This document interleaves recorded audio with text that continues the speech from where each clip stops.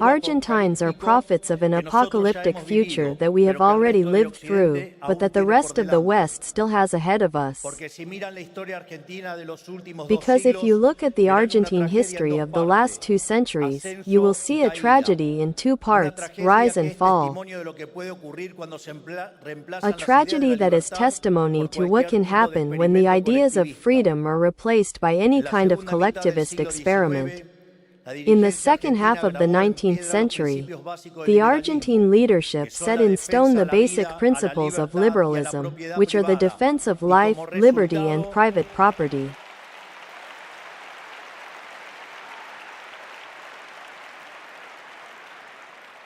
And as a result, we saw the strongest economic growth process in our history.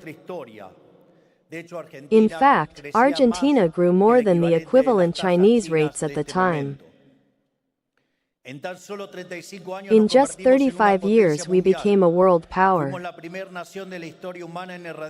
We were the first nation in human history to eradicate illiteracy. We had a total gross domestic product greater than the sum of Brazil, Mexico, Paraguay and Peru together. We were the first world power in terms of GDP per capita. We, a peripheral country that was barely known to the rest of the world, were the Mecca of the West, and we received millions and millions of immigrants who dreamed of a better life in Argentina, most of them Spanish. And that is partly where the eternal brotherhood between our peoples lies.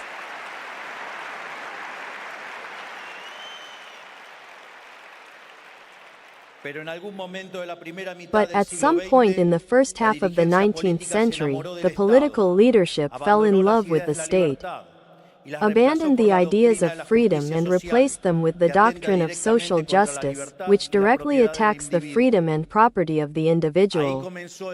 That was the beginning of Argentina's century of humiliation, 100 years of decadence in which all the basic rules of the economy were broken, time and again.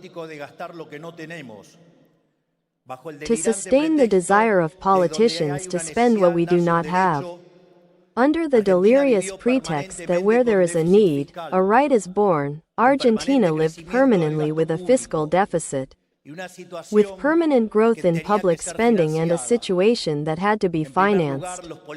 First of all, immoral politicians finance them with debt, which is nothing more or less than passing the present party on to our children, our grandchildren and future generations.